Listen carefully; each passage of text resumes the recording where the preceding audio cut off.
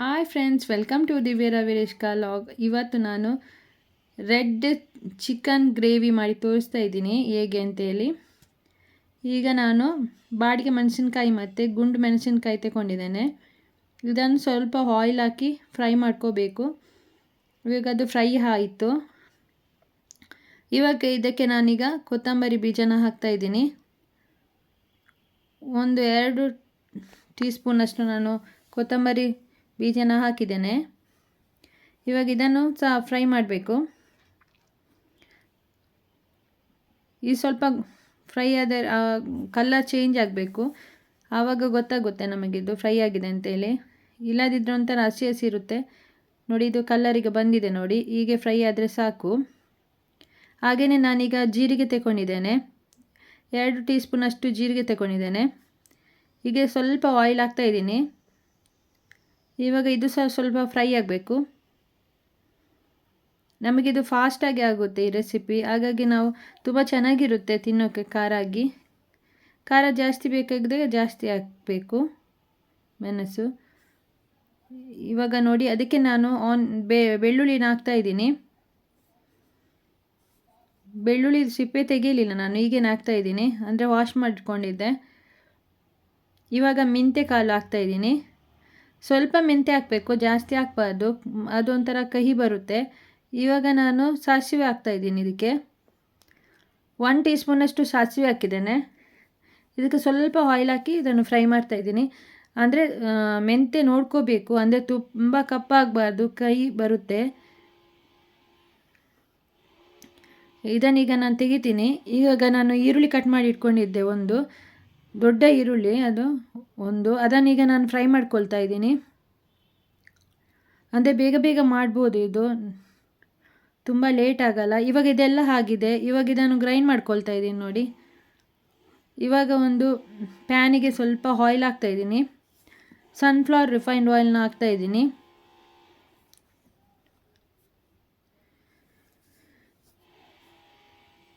ಇವಾಗ ಇದಕ್ಕೆ ಇನ್ನೊಂದು ಆನಿಯನ್ ಕಟ್ ಮಾಡಿ ಇಟ್ಕೊಂಡಿದ್ದೆ. ಇವಾಗ ಇದನ್ನು ಫ್ರೈಗೆ ಹಾಕ್ತಾಯಿದ್ದೀನಿ. ಇವಾಗ ಇದಕ್ಕೆ ಒಗ್ಗರಣೆ ಸೊಪ್ಪು ಹಾಕ್ತಾಯಿದ್ದೀನಿ, ಕರಿ ಲೀವ್ಸು. ಹಾಗೆಯೇ ಕಟ್ ಮಾಡಿ ವಾಶ್ ಮಾಡಿ ಇಟ್ಕೊಂಡ ಚಿಕನ್ನ ಹಾಕ್ತಾಯಿದ್ದೀನಿ. ಚಿಕನ್ನ ಒಂದು 10 ಮಿನಿಟ್ಸ್ ಫ್ರೀಝರಲ್ಲಿ ಇಟ್ಟು ನಾವು ಮಾಡೋದ್ರಿಂದ ಸ್ಮೂತಾಗಿ ಬರುತ್ತೆ. ಇವಾಗ ನಾನು ಇದಕ್ಕೆ ಟರ್ಮರಿಕ್ ಪೌಡ್ರ್ ಹಾಕ್ತಾಯಿದ್ದೀನಿ. 1 ಟೀ ಸ್ಪೂನಷ್ಟು ಹಾಕಿದ್ದೇನೆ. ಈಗ ನಾನು 2 ಟೀ ಸ್ಪೂನಷ್ಟು ಸಾಲ್ಟ್ ಹಾಕ್ತಾಯಿದ್ದೀನಿ.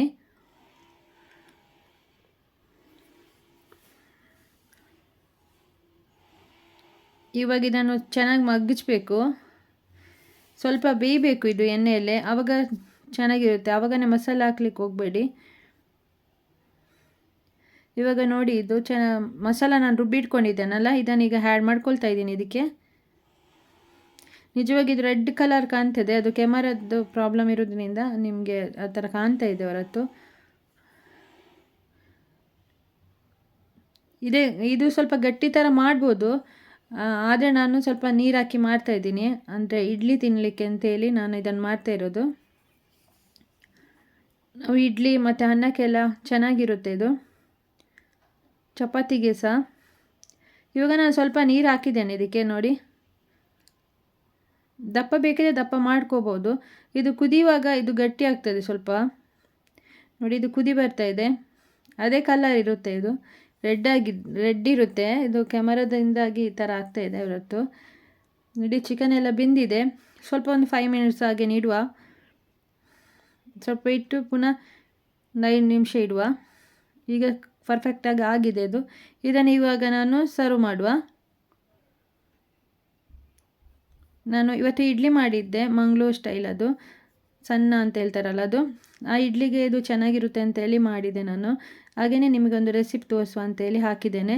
ನಮ್ಮ ಯೂಟ್ಯೂಬ್ ಚಾನಲ್ ನಿಮಗೆ ಇಷ್ಟ ಆಗಿದ್ರೆ ಒಂದು ಲೈಕ್ ಕೊಡಿ ಮತ್ತು ಸಬ್ಸ್ಕ್ರೈಬ್ ಮಾಡಿ, ನಮ್ಮ ಚಾನಲ್ಗೆ ಸಪೋರ್ಟ್ ಮಾಡಿ. ನೋಡಿ, ಈಗ ಆಗಿದೆ. ಎಷ್ಟು ಚೆನ್ನಾಗಿರುತ್ತೆ ಇದು. ಒಂದ್ಸಲ ಟ್ರೈ ಮಾಡಿ ನೋಡಿ, ಕಮೆಂಟ್ ಮಾಡಿ ಹೇಳಿ ಹೇಗಿದೆ ಅಂತೇಳಿ.